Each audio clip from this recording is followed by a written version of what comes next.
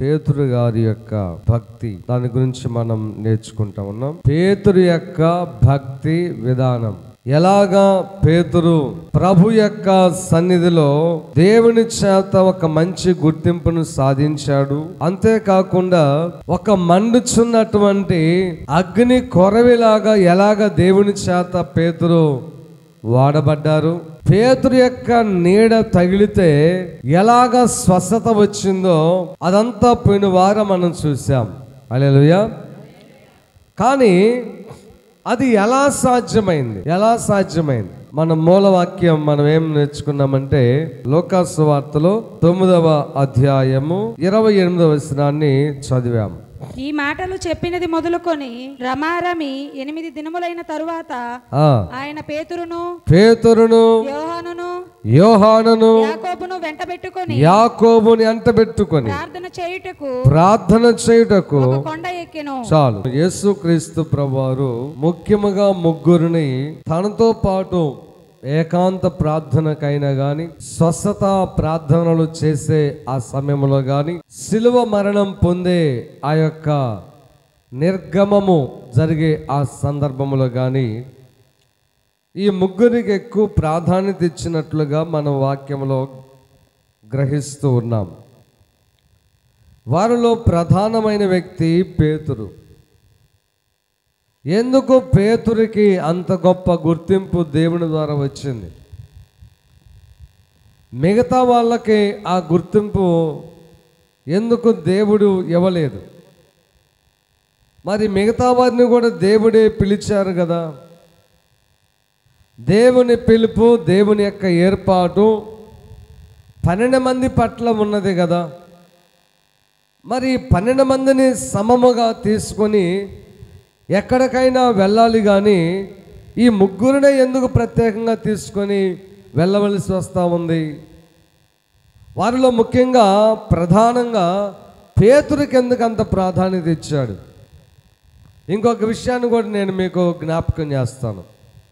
యేసు ప్రభు చనిపోయి తిరిగి లేచిన తర్వాత శిష్యులందరికేమో ఒకేసారి కనపడ్డాడు, పేతురుతో మాత్రం ప్రత్యేకంగా కనబడి మాట్లాడాడు.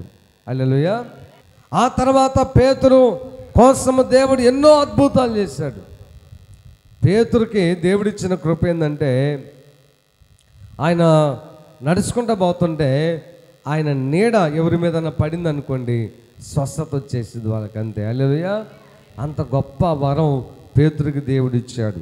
అందుకని ప్రియమైన దేవుని బిడ్డలారా, పేతురు గురించి మనం పోయిన వారం నుంచి ధ్యానం చేస్తున్నాం. మొదటిగా మార్కు సువార్త 10వ అధ్యాయము 28వ వచనములో సమస్తమును విడిచిపెట్టి పేతురు దేవుణ్ణి వెంబడించిన వాడుగా ఉన్నాడు. హల్లెలూయా. సమస్తమును విడిచిపెట్టి వెంబడించాడు కాబట్టి దేవుడు మర్చిపోకుండా ఎన్నిసార్లు పడిపోయినా మరలా లేపాలని చెప్పి దేవుడు పేతురుని రెక్టిఫై చేయడానికి దేవుడు మరలా పేతురు దగ్గరికి వెళ్ళినట్లుగా మనం చూస్తున్నాం. రెండోది మత్తయి సువార్త 14వ అధ్యాయం 28వ వచనంలో యేసు ప్రభువులాగా నడవాలని చెప్పి ఆశపడినటువంటి వ్యక్తి ఆయన. హల్లెలూయా. యేసు ప్రభువులాగే ఆయన ఏ రీతిగా నీళ్ళ మీద నడుస్తున్నాడో ఈయన కూడా నీళ్ళ మీద నడవాలని చెప్పి ఆశపడ్డాడు. చూడండి, ఎప్పుడైనా గమనించండి, నేను ఒక మాట చెప్తాను. ఎప్పుడు ఏది సాధ్యం కాదని మాత్రం నువ్వు అనుకోబాక. సాధ్యం కాకపోతే దేవుడే చెప్పేవాడు, ఎరా బుద్ధి లేని ఎదవా, అన్నిటికీ అడావుడే, నేనంటే దేవుని కాబట్టి నీళ్ళ మీద నడిచాను, నువ్వు ఎలాగ నడుస్తావురా అనేవాడు. కానీ దేవుడు అలాగనలా. నడవాలని నీకు ఆశ ఉందా, రా నాలాగే నడువు. హల్లెలూయా. హల్లెలూయా. యేసు ప్రభు తన తండ్రిగా, నీవు నేను కుమారుడిగా కుమార్తెగా ఆయన ఎలా ఉండాలో అలా ఉండాలని కోరుకుంటా ఉన్నాడు. ఆయన ఎలాగ ఆరోగ్యంగా ఉన్నాడో, ఆయన ఎలాగ దీవెనకరంగా ఉన్నాడో, ఎలాంటి లైఫ్ ఆయన లీడ్ చేశాడో, ఎలాంటి పవిత్రత, పరిశుద్ధత, ప్రార్థన జీవితం కలిగి ఉన్నాడో అలాంటివి నీలో కూడా కలిగి ఉండాలని చెప్పి ఆయన ఆశపడతా ఉన్నాడు. హల్లెలూయా. అందుకనే లేచి రా అనగానే 14వ అధ్యాయం 29వ వచనం చదువురా. ఏం చేశాడు ఆయన? ఆయన రమ్మనగానే పేతురు దోణి దిగి యేసు నొద్దకు వెళ్ళుటకు నీళ్ళ మీద నడిచెను. అంతే. సందేహించలా, నమ్మాడంతే. హల్లెలూయా. నమ్మాలి అంతే. దేవుడు చెప్పాడా, నమ్ము. దూకమన్నాడా, దూకో. బాప్తిసం తీసుకోమన్నాడా, తీసుకో. బల్లారథం చేయమన్నాడా, చెయ్యి. పరిచయం చేయమన్నాడా, చెయ్యి. రా అన్నాడా, వచ్చేసాయి. ఏమైనా ఆలోచన చేశాడా, ప్రభా ఆగయ్య ఒకసారి చూద్దాం అని చెప్పి నీళ్ళ మీద నుంచి దూరంలో నుంచి నీళ్ళ మీదకి దిగేటప్పుడు అలాగా అరే అరే పట్టుకోరా గట్టిగా, గట్టిగా ఉంది అన్నాడా, అయ్యా అన్నాడా, వెంటనే దూకాడంతే. హల్లెలూయా. అందుకే చాలాసార్లు చెప్పాను, లాభ నష్టాలు బేరీ చేసుకొని లాభమా నష్టమా, శ్రమల శోధనలా, దీవెన శాపమా, ఇవన్నీ ఆలోచన చేసుకొని నువ్వు టైం తీసుకొని దేవునికి లోబడితే నీవు దేవునికి అవసరం లేదు. హల్లెలూయా. అవసరం లేదు. నీలాంటి వాళ్ళు చాలామంది ఉన్నారు యేసయ్యకి.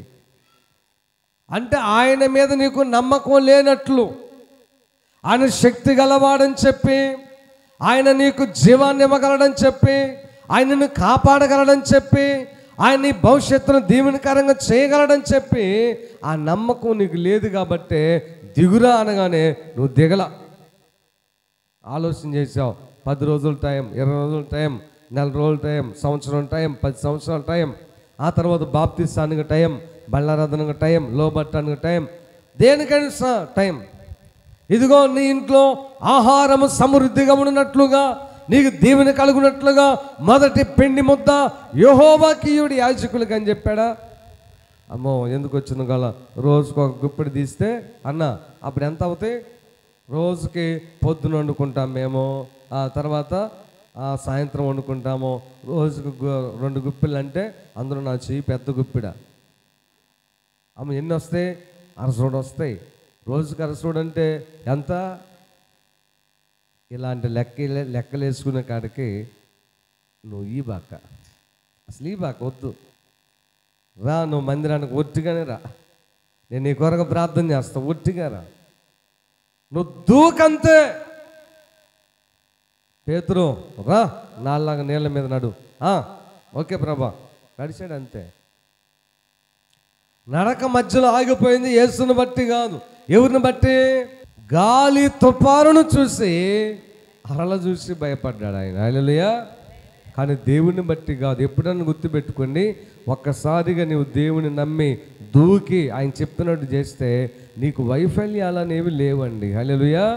వైఫల్యాలు లేవు, నష్టాలు లేవు, వచ్చినట్లుగే ఉంటాయి అంతే. కష్టాలు వచ్చినట్టుగా ఉంటాయి, శోధన వచ్చినట్టుగా అనిపించింది, బాధలు వచ్చినట్టుగా ఉంటాయి. అవి నేనేం చేయలేవు. హల్లెలూయా. దేవుని వాక్యంలో ఒక మాట ఉంది, ఏంటో తెలుసా? ఆయన నీవు భరించగలిగినంత మట్టుకే శోధనను రప్పించును. వాస్తవానికి చెప్పాలంటే పేతురు ఇంకొకటి ఆలోచన చేయాలిగా. అమ్మ అక్కడ మొత్తం ఎంతమంది ఉన్నారు? ఎంతమంది ఉన్నారు? యేసు ప్రభువుతో పాటు ఎంతమంది ఉన్నారు? 12 మంది శిష్యులు ఉన్నారు. యేసు ప్రభు మొత్తం ఎంతమంది? చస్తే మొత్తం చేస్తారుగా. నీకెందుకు అంతలా ప్రాణభయం? కొంతమందికి భయం, ప్రాణభయం. ప్రాణభయం అవసరమే, ఎందుకంటే మనకున్నది ఒక లైఫే. ఈ లైఫ్లో నువ్వు హ్యాపీగా ఆరోగ్యంగా ఉండాలి. వాస్తవమే, నేను కాదంటలేదు. కానీ దేవుడు చంపేవాడు కాదు కదా. హల్లెలూయా. ఎవరినైనా దేవుడు చంపాడా చూడండి?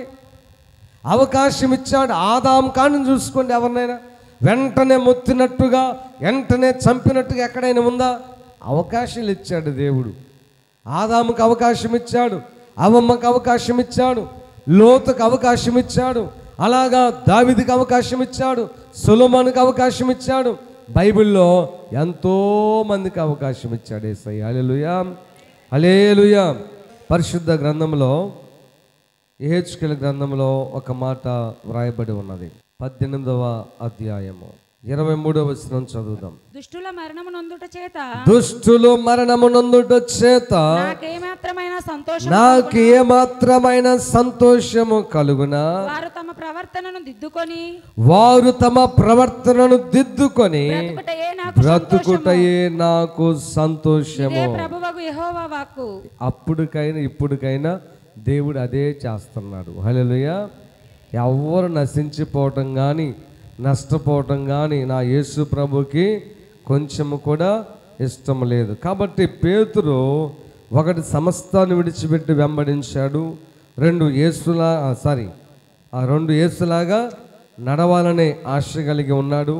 మూడోది దేవుడు చెప్పగానే వెంటనే లోబడి దిగి నడవటం ప్రారంభించాడు. నాలుగోది మత్తయి సువార్త 17వ అధ్యాయము 4వ వచనాన్ని ఒకసారి చదువుదాం. మత్తయి సువార్త 17:4. అప్పుడు పేతురు ప్రభువా మనము ఇక్కడే ఉండుట మంచిది, నీకిష్టమైతే మోషేకు ఒకటియో నీకు ఒకటియో ఏలియాకు ఒకటియో 3 పర్ణశాలలు కట్టుదమని చెప్పెను. హల్లెలూయా. అక్కడ ఒక మాట గమనించండి, నీకొకటి మోషేకు ఒకటి ఏలియాకు ఒకటి. మరి వీళ్ళు ఎక్కడ అయ్యా? బయలో ఎక్కడ? అందరూ కొండ మీదకి ఎక్కారు, ఈ ప్రభువే తీసుకుపోయాడు. అరే రండ్రా ప్రార్థనకి వెళ్దామని చెప్పి అక్కడ దేవుని యొక్క దర్శనం కలిగింది. మేఘం ఆకాశంలో నుంచి వచ్చింది. ఆ యొక్క మేఘంలో నుంచి దేవుని స్వరాన్ని వాళ్ళు విన్నారు. అంతేకాకుండా అక్కడ దేవుని మహిమను చూసి ప్రభువారి వస్త్రాలు దగదగ మెరవటం చూశారు. మోషే అని ఏలియాను కూడా పేతురు యాకోబు యోహాను ముగ్గురు కూడా చూశారు. హల్లెలూయా. చూసిన తర్వాత ఒక మాట ఏమన్నాడంటే, ప్రభువా మనము ఎక్కడే ఉండుట మంచిది. స్తోత్రం చెప్పండి గట్టిగా. అది అంటే పేతురు దేవునితో ఉండటం ఇష్టపడేవాడు. పేతురు దేవునితోనే ఉండాలని ఇష్టపడ్డాడు. వాస్తవాన్ని చెప్పాలంటే పేతురికి భార్య ఉంది, పిల్లలు ఉన్నారు. పేతురికి పెళ్ళి అయింది, పేతురికి భార్య పిల్లలు ఉన్నారు, పేతురికి వ్యాపారాలు ఉన్నాయి, పేతురికి బిజినెస్ ఉంది, లావాదేవీలు మంచిగా జరుగుతూ ఉండే, వాళ్ళ కింద పనిచేసే పని వాళ్ళు ఉన్నారు. కానీ పేతురు ఎప్పుడు కూడా యేసయ్యా నీతోనే ఉంటే నాకేంటయ్యా వచ్చే మేలు, కొద్దిగా వెళ్ళి నా బిజినెస్ చూసుకొని వస్తానని చెప్పలా. అయ్యా ఇప్పటికే మీతో 2 సంవత్సరాలు అయిపోయింది, నా భార్య దగ్గరికి వెళ్ళి ఎలా ఉందో చూసి వస్తాను అనలా. అయ్యా నా పిల్లల ఫీజులు కట్టొస్తాను, వాళ్ళు స్కూల్లో చేరాలి, వాళ్ళ బాగోగులు చూసి వస్తా, లేకపోతే వాళ్ళు చదువు పెళ్ళిళ్ళు వయసు వస్తే పెళ్ళిళ్ళు చేసి వస్తా, ఇవన్నీ అనలేదు. హల్లెలూయా, హల్లెలూయా, హల్లెలూయా. దేవుడు ఒక ఉపమానం చెప్తాడు. ఒకసారి ప్రభువారు కొంతమందిని పెండ్లి విందుకి పిలుస్తాడు.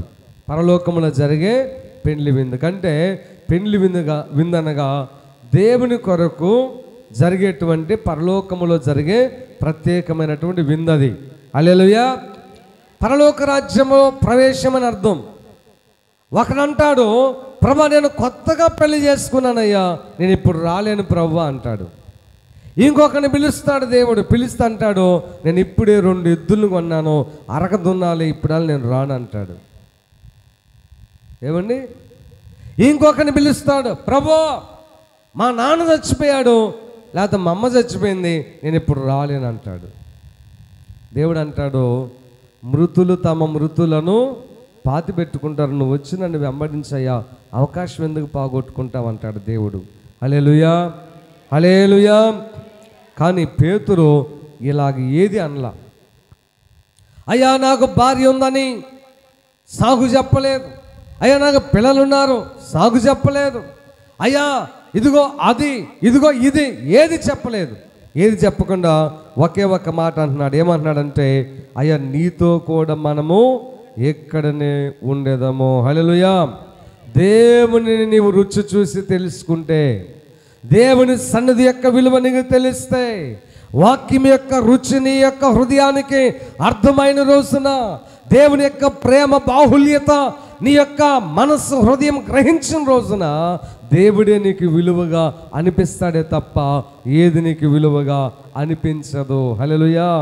అంతేకాకుండా దేవునితోనే గడపాలనిపించింది, ఆయన పాటలు పాడాలనిపిస్తుంది, ఆయనతో పరిచర్య చేయాలనిపిస్తుంది, ఆయన యొక్క సన్నిధిలో పరిచర్య చేయాలి, కసు పొడవాలి, ఎత్తిపోయాలి, శుభ్రం చేయాలి, ఆయనతో పాటు ఎక్కడికైనా పోవాలి. ఈరోజు ప్రార్థన ఉంటే బాగుండు, ఆ రోజు ప్రార్థన ఉంటే బాగుండు అనిపించింది. అంతేకాదు వాక్యం చదవాలనిపించింది, ప్రార్థన చేయాలనిపించింది.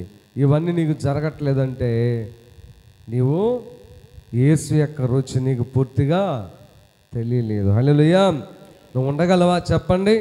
నీవు ఎక్కువగా ఎవరినైతే ప్రేమిస్తావో వారికి ఎక్కువ సమయాన్ని కేటాయిస్తావు, వారి గురించి ఎక్కువ ఆలోచన చేస్తావు, వారితో ఎక్కువగా గడపాలని కోరుకుంటావు. స్తోత్రం చెప్పండి గట్టిగా.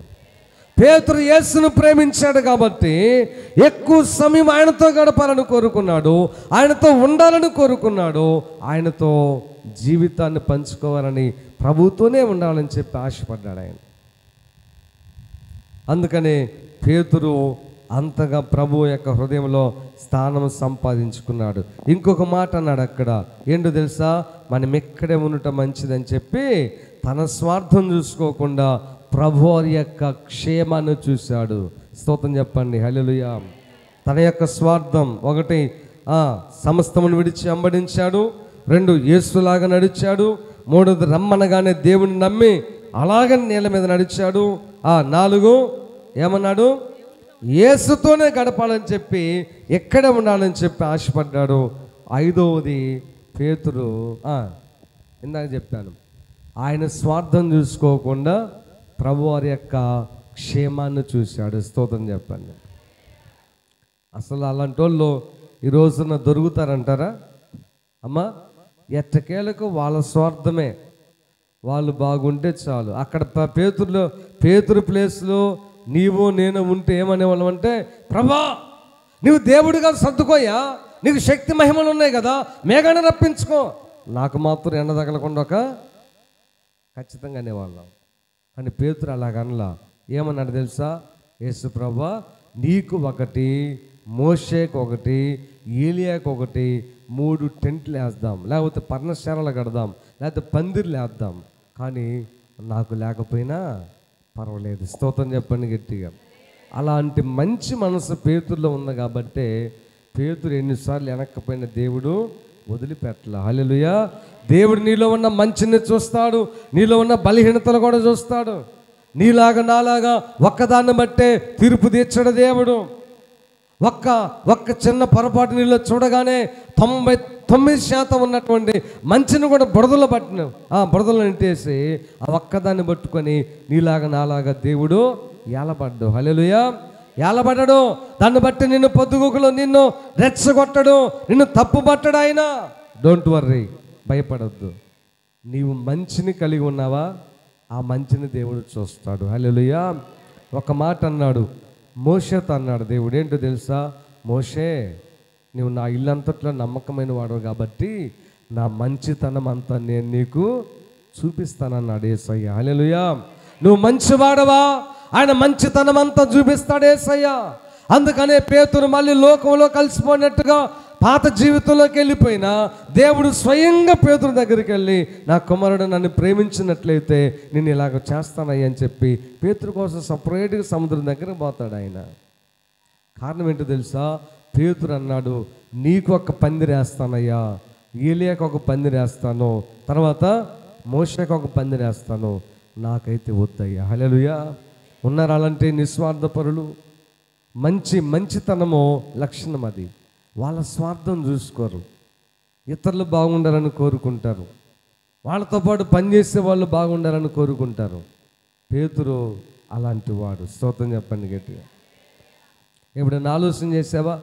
నేను ఎలా ఉన్నా పర్వాలేదు యేసయ్యా, మీ యొక్క రాజ్యము, మీ యొక్క మందిరము, మీ యొక్క పని మంచిగా ఉండాలి, నేను ఎలా ఉన్నా పర్వాలేదు, ఇదిగో మీ యొక్క సువార్త ఎప్పటికీ ఆగిపోకూడదు. హల్లెలూయా.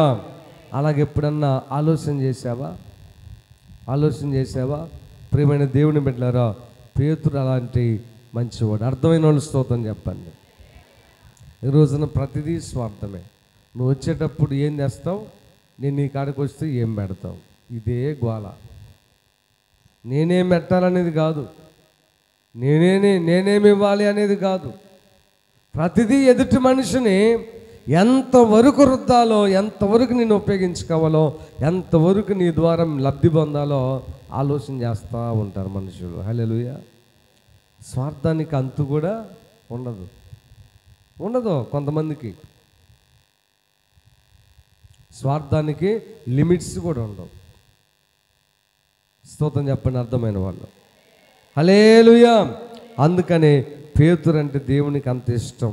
పేతురు అన్నాడు, యేసయ్య నేను ఎండలో ఎండినా పర్వాలేదు, హల్లెలూయా, వర్షానికి తడిసినా పర్వాలేదు, యేసయ్య ఈ యొక్క ఈదురుగారులకు లేకపోతే ఆ వడగాలి నాకు కొట్టినా పర్వాలేదు, కానీ నీకు మాత్రం నేను సౌకర్యం కలిగించాలి. స్తోత్రం చెప్పండి. హల్లెలూయా. ఇప్పుడు ఉదాహరణ, ఇప్పుడు నాకు ఫ్యాన్ ఉంది, మీలో కొంతమందికి లేదు. ఆటోమేటిక్గా పేతురులాంటి స్వభావం మీకు ఉందనుకో, నాకు ఎలా ఉన్నా పర్లేదులయ్యా, నువ్వు వాక్యం చెప్పేవాడివి, నీకుంటే చాలు అంటాం. అదే ఆ స్వభావం లేదనుకో, ఏందంటే ఆయనకేంది ఫ్యాను, మేమే ఒక్కది ఎత్తుంది, వచ్చేసింది అంతే. పేతురు అలాగ అనలేదు, ప్రభా నీవు బాగుండాలి, నువ్వు ఆరోగ్యంగా ఉండాలి, నువ్వు టైంగా తినాలి, నీవు సుఖంగా ఉండాలి, నువ్వు సౌఖ్యంగా ఉండాలి. స్తోత్రం చెప్పండి. హల్లెలూయా. అందుకనే ఎప్పుడైనా గుర్తుపెట్టుకోండి, నీ క్షేమాన్ని ఆశించేటువంటి వాళ్ళే నీకు నిజమైనటువంటి ఆప్తులు. అలాంటి వాళ్ళను నువ్వు పోగొట్టుకోవద్దు. దేవుడు కూడా పేతురుని అందుకే పోగొట్టుకోలేదు. అర్థమైన స్తోత్రం చెప్పండి. నీ క్షేమాన్ని ఓర్చుకోవాలి, నీ క్షేమాన్ని ఇష్టపడాలి, నీ క్షేమాన్ని కోరుకోవాలి.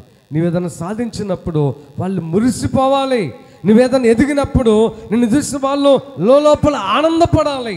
అలాంటి స్నేహితులు, అలాంటి ఆప్తులు, అలాంటి వాళ్ళు నీకు ఎవరైనా తెలుసుంటే వాళ్ళను పోగొట్టుకోబాక. వాళ్ళు పేతురు లాంటి వాళ్ళు. హల్లెలూయా. వాళ్ళు హానికరులు కాదు. స్తోత్రం చెప్పండి. పేతురు ఎప్పుడన్నా యేసయ్యకి హాని చేశాడా? అసలు ఒక్కడ కూడా చేయలే. హడావుడి పర్సన్ అంతే. తీయటి మాటలు చెప్పినటువంటి యోధా హాని చేశాడు, కానీ హడావుడి పర్సన్ అయినటువంటి పేతురు హాని చేశాడా? ఎప్పుడైనా గుర్తుపెట్టుకోండి, కుక్కలాగా గబగబా అరిచేటువంటి వాడు కాదు ఏది ఉండదయ్యా. మెత్తగా మాట్లాడేటువంటి వాళ్ళ దగ్గరే మ్యాటర్ ఉంటుంది, విషయం ఉంటుంది. మెత్తగా వాళ్ళు ఏం చేస్తారంటే మెత్తగా మాట్లాడి నమ్మించి ఆ తర్వాత నిన్ను దగ్గర తీసుకొని చిన్నగా నీకు ఎక్కడ ఫిట్టింగ్ పెట్టాలో అక్కడ పెడతా ఉంటారు. హల్లెలూయా. హడావుడిగా మాట్లాడతారు కొంతమంది. అది కోపమైనా ద్వేషమైనా ఏదైనా మొఖాన్ని వేసేయటమే. వేసిన తర్వాత అటో ఇటో అవసరమైతే క్షమాపణ అడుగుదాం, లేకపోతే ఏమి లేదు. ఇంక వీళ్ళ మనసు లేదు, ఉండదు. అలా కాకుండా లోపల పొట్ల పెట్టుకుని పైకి ప్రశాంతి గారు వందనములు, మంగమ్మ గారు వందనములు, లోపలేమో నేను మొన్న మీ ఇంటికి వస్తే కానీ ఇవ్వకుండా పంపిస్తావా? అట్లా ఉండకూడదు. స్తోత్రం చెప్పండి. హల్లెలూయా. కాబట్టి ఒకటి, పేతురు సమస్తమును విడిచిపెట్టి వెంబడించాడు. 2, యేసులాగా నడవాలని ఆశ కలిగి ఉన్నాడు. 3వది, దేవుడు చెప్పగానే వెంటనే దిగి యేసులాగా నడిచాడు. తర్వాత 4వది, యేసుతోనే ఉండాలని చెప్పి తీర్మానం తీసుకున్నాడు. ప్రభా నీతోనే ఉండాలి, ఎక్కడే ఉందామన్నాడు. 5వది, తన క్షేమాన్ని చూసుకోకుండా ప్రభువారి యొక్క క్షేమాన్ని చూశాడు. ఇప్పుడు నేను 6వ మాట చెప్తాను, గమనించండి. మత్తయి సువార్త 16వ అధ్యాయము 23వ వచనం. నేను చాలా విషయాలు చెప్పాలనుకొని చెప్పలేకపోతున్నా వారం, అందుకే స్పీడ్గా చెప్తున్నాను. అయితే ఆయన పేతురు వైపు తిరిగి సాతానా నా వెనుకకు పొమ్ము, నీవు నాకు అభ్యంతర కారణముగా ఉన్నావు, నీవు మనుషుల సంగతులనే తలంచుచున్నావు గాని. చాలమ్మా, కొంచెం పైన ఇంకొక మాట చదువుదాం. 16వ అధ్యాయంలో దేవుడు స్వయంగా పేతురుతో ఏమన్నాడు? 16వ వచనం.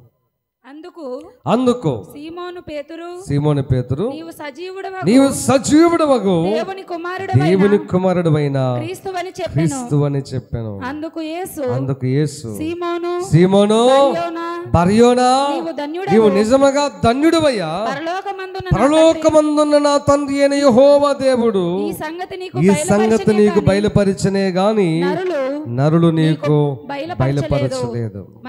మరియు నీవు పేతురువు, ఈ బండ మీద నా సంఘము కట్టుదును, పాతాళలోక ద్వారములు నీ ఎదుట నిలువ నేరవని నీతో చెప్పుచున్నాను. పరలోక రాజ్యం యొక్క తాళపు చెవులు నీకిచ్చెదను. నువ్వు భూలోకమందు దేనిని బంధించదువో అది పరలోకమందు బంధించబడును, భూలోకమందు దేనిని విప్పుదువో అది పరలోకములో విప్పబడునని అతనితో చెప్పెను. చాలు, ఒకసారి ఆలోచన చేయండి, నా వైపు చూడండి. దేవుడికి ఒకరోజు ఆలోచన వచ్చి శిష్యులందరిని పిలిచి అన్నాడంట, అబ్బా ఎంతగా నా గురించి మనుషులు ఏమనుకుంటున్నారా అన్నారంట. అయ్యా నిన్ను బాప్తిస్మ ఇచ్చి యోహాను తిరిగి లేచాడు అంటున్నారు కొంతమంది ఏమో ఏలియా అంటున్నారు, కొంతమంది ఏమో పూర్వకాల ప్రవక్తలలో ఎవరో ఒకరు అంటున్నారయ్యా అన్నారంట. సరేలే, ఇంతకు మీరేమనుకుంటున్నారు నా గురించి అన్నాడంటే యేసయ్య. అప్పుడు ఎవరు ఏం మెదపలేదు అన్నారు, ఆ మెత్తగా మౌనంగా ఉన్నారంట. పేతురు హడావుడి కదా, పేతురుని ప్రభా నేను చెబుతానయ్యా మీరెవరో, నీవు సర్వోన్నతుడైన దేవుని కుమారుడైన క్రీస్తువయ్యా నాకు తెలుసు అన్నాడంట. హల్లెలూయా. ఆ మాట అనగానే దేవుడు సంతోషపడి, నువ్వు నిజంగా నీ అంతటి నువ్వు చెప్పలేదు కానీ నా తండ్రి అయిన సృష్టికర్త యెహోవా దేవుడే నీకు దీనిని బయలుపరిచాడు అని మెచ్చుకున్నాడు. ఆ తర్వాత పేతురుతో అన్నాడు, ఇదిగో నిన్ను ఒక రాతి బండలాగా నేను తయారు చేస్తున్నాను. హల్లెలూయా. నిన్ను బట్టి నేను సంఘాన్ని కడతాను. నీ సంఘం ఎంత గట్టిగా ఉండబోతుందంటే ఆ సంఘం ఎదుట పాతాళం యొక్క ద్వారపు తాళపు చెవులు కూడా నిలబడవు. అంతేకాదు పేతురు, ఇంకొక మాట చెప్తాను విను, నీవు పరలోకంలో దేనిని బంధిస్తావో అది భూలోకంలో బంధిస్తాను. మీరు ఏదైతే బంధిస్తా వద్దని చెప్తావో దాన్ని నేను ఆపేస్తాను అంటే అర్థం ఏంటంటే, ఒకసారి నేను చదువుతాను గమనించండి. నీవు భూలోకమందు దేనిని బంధించదువో అది పరలోకమందు బంధించబడను, భూలోకములో దేనిని విప్పుదువో అది పరలోకమందు విప్పబడను అంటే అర్థం ఏంటంటే, ప్రభువా యేసు నామమున చీకటిని బంధిస్తున్నాను అని నువ్వంటే పరలోకములో నేను దాన్ని బంధించేస్తా. హల్లెలూయా. యేసు నామమున ఇతనికి బుద్ధి కలుగునుగా కంటే పరలోకంలో ఆమెను చెప్తా, ఆ శిక్ష వాడి మీదకి రప్పిస్తా.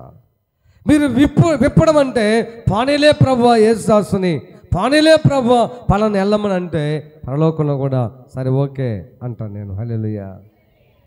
అంత అధికారం నేను ఇస్తున్నాను పేతురు అన్నాడు. అంత జరిగిందా? జస్ట్ కిందే నెక్స్ట్ 21వ వచనంలో పేతురు వెంటనే తిట్లు దండకు అందుకున్నాడు. పేతుర్ని ప్రభువారు ఏమన్నాడు తెలుసా?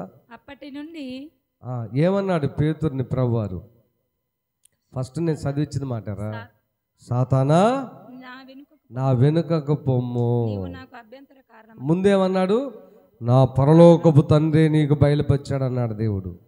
2-3 వచనాల కింద ఏమన్నాడు? సాతానా అన్నాడు. ఇప్పుడు ఒక చిన్న ప్రశ్న అడుగుతా, దేవునికి కూడా 2 మాటలు ఉన్నాయంటారా అమ్మ అశ్విని? ఒక రోజన్నా గడవలేదే, ఒక్క రోజు కూడా గడవలేదు అంకాయమ్మ. పైనేమో పైన 2-3 వచనాల పైనేమో నీవు ధన్యుడువయ్యా, నా దేవుడు నీకు బయలుపరిచాడు, నీ మీద నా సంఘం కడతాను, పరలోకము మీద నీకు పరలోకము యొక్క తాళపు చెవులు పాతాళపు తాళపు చెవులు నీకు ఇస్తాను అని చెప్పిన దేవుడే 2-3 వచనాల కిందకు వచ్చేసరికి అరే సాతానా వెనకబో అన్నాడు. హల్లెలూయా.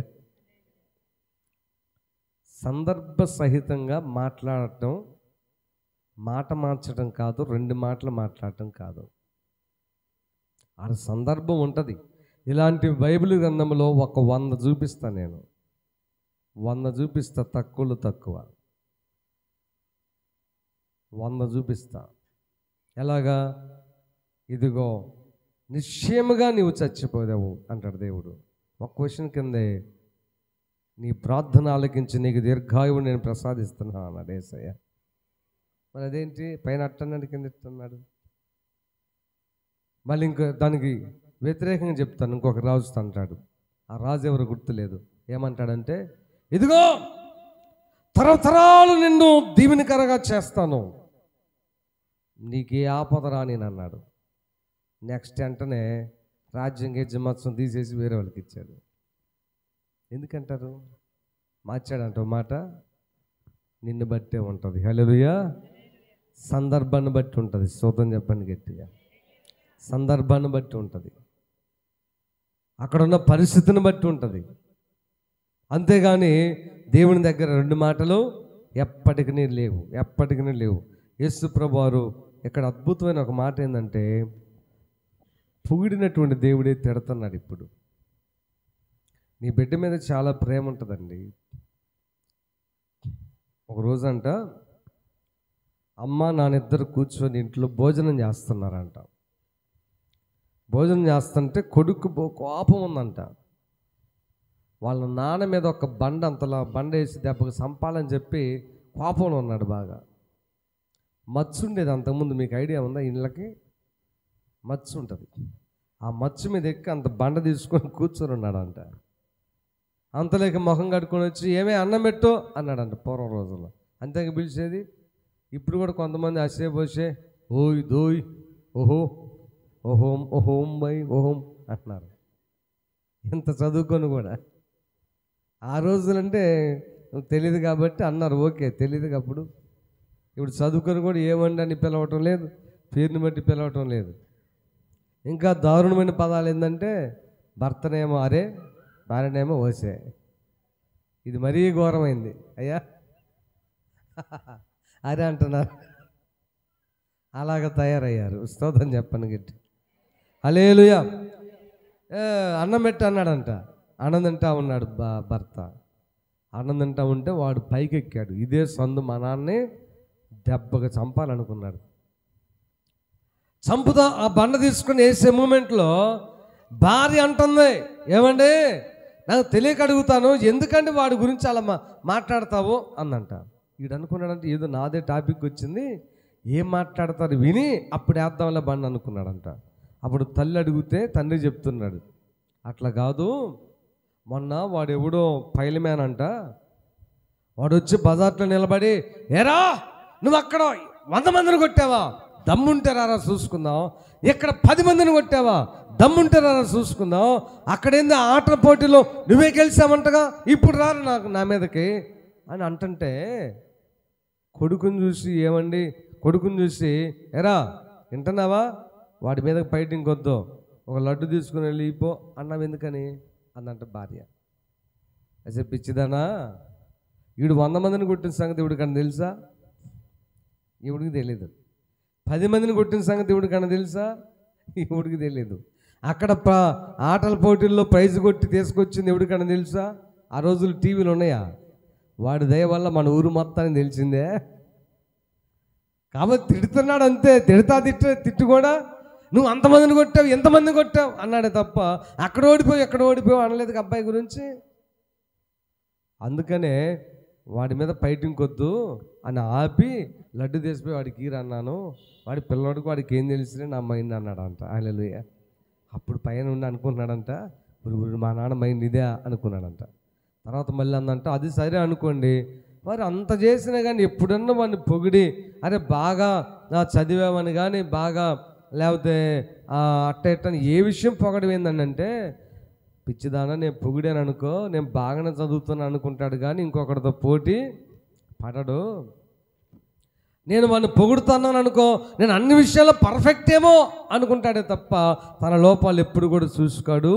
కాబట్టి మనదేముంది, చదువు సంధ్య లేకుండా అయిపోయాం, వాడు ఉన్నతంగా అవ్వాలంటే నా గద్దింపులు వాడికి ఎప్పుడు అవసరమే, వాడు కాక నాకు ఎవరున్నారు, ఇదంతా చేస్తుంది వాడి కోసమేగా అన్నాడంట. హల్లెలూయా. అప్పుడంట ఆ బండ తీసి కిందేసి మచ్చి మీద దమక్కన కింద దూకి వాళ్ళ కాళ్ళ మీద పడ్డాడంట. స్తోత్రం చెప్పండి.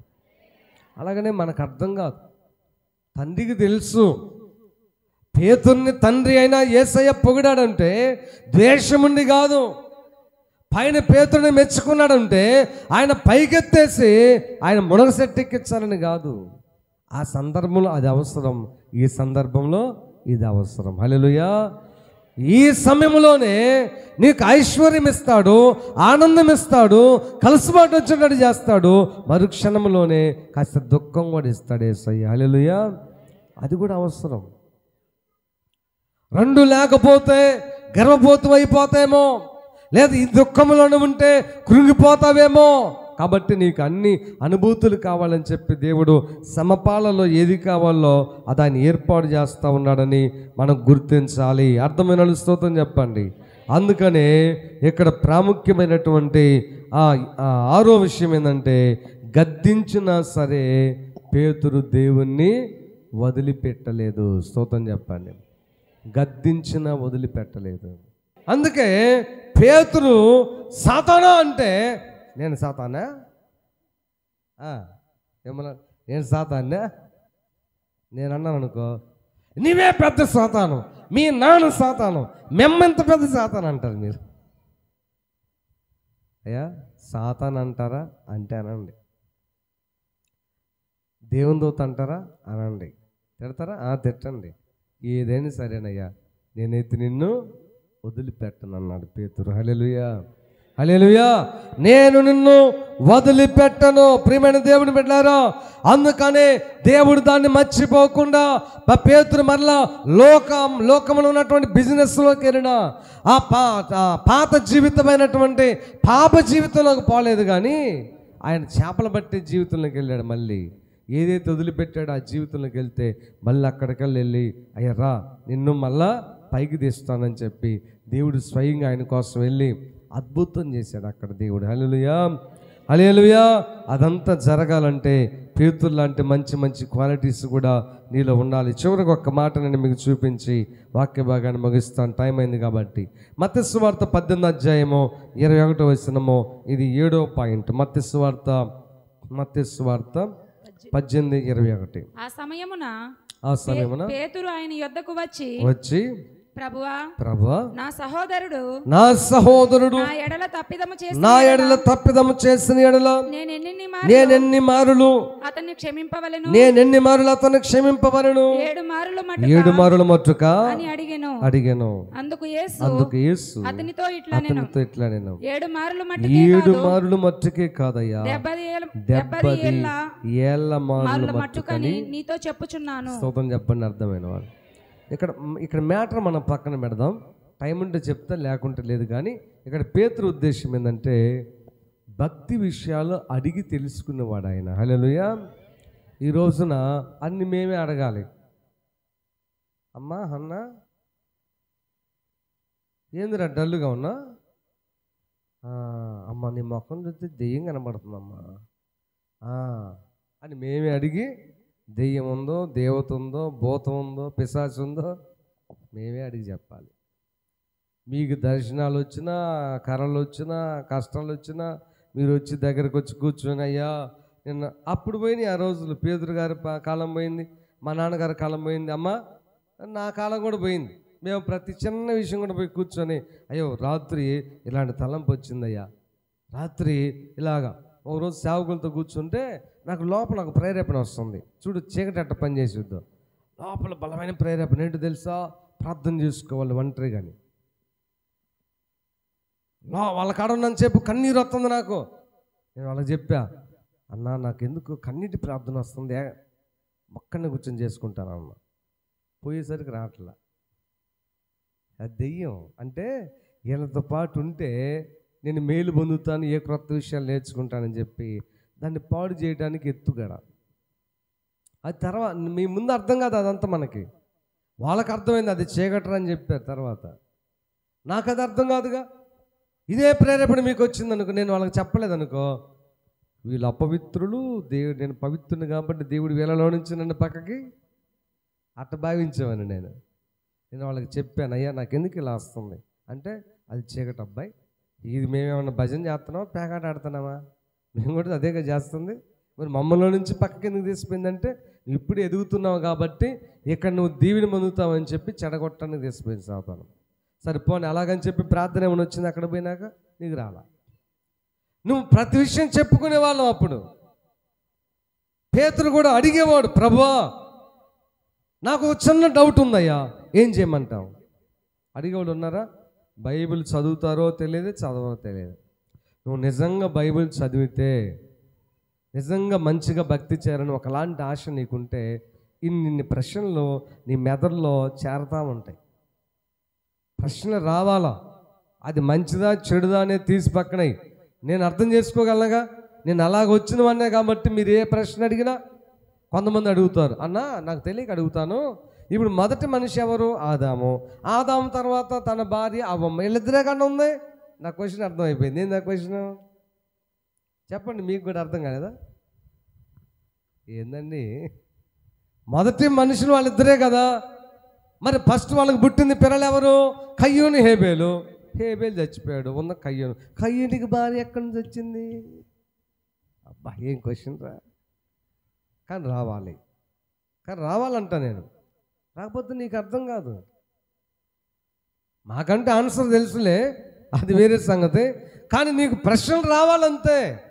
చెడ్డ ప్రశ్నలు రావాలి, బాధపడ్డా సరే ప్రశ్నలు రావాలి. ప్రశ్న రాకపోతే, అడిగి తెలుసుకోకపోతే నువ్వు ఏమి కూడా నేర్చుకోవట్లేదని అర్థం. నేర్చుకోవు. స్తోత్రం చెప్పండి గట్టిగా. కాబట్టి పేతురు వలె నువ్వు ఉండాలంటే, ఒకటి సమస్తమును విడిచి వెంబడించాలి, రెండు ప్రభువు రమ్మనగానే యేసులాగా నడవాలనే ఆశ నీలో ఉండాలి. ప్రభు మాటకి లోబడి ఆయన మీద విశ్వాసంతో దూకమంటే దూకేటట్లుగా ఆయన యందు విశ్వాసం కలిగి ఉండాలి. పేతురు అలాగనే దిగి రమ్మనగానే దిగి వచ్చాడు. ఆ తర్వాత యేసుతోనే ఉండాలని, ప్రభు నువ్వు ఎక్కడ ఉంటే నేను కూడా అక్కడే ఉంటానని చెప్పి పేతురుతో మాట్లాడాడు. అలాగే 6 అమ్మా రైట్, వెరీ గుడ్. ఏమంటే దేవుని యొక్క సౌఖ్యాన్ని చూశాడే కానీ పేతురు తన స్వార్థాన్ని చూసుకోలేదు. ఆ తర్వాత నెక్స్ట్, గద్దించినప్పటికీ కూడా దేవుని విడిచిపెట్టకుండా ప్రభువుని వెంబడించాడు. లాస్ట్ 7వది, ప్రతి చిన్న విషయాన్ని, భక్తి విషయాన్ని అడిగి మరీ తెలుసుకొని నేర్చుకునేవాడు. ఇలాగ మీరు కూడా చేసి పేతురు వలె ప్రభు కృపను పొందుకోవాలని ప్రభు పేరట ఆశిస్తూ నా మాటలు ముగిస్తున్నాము.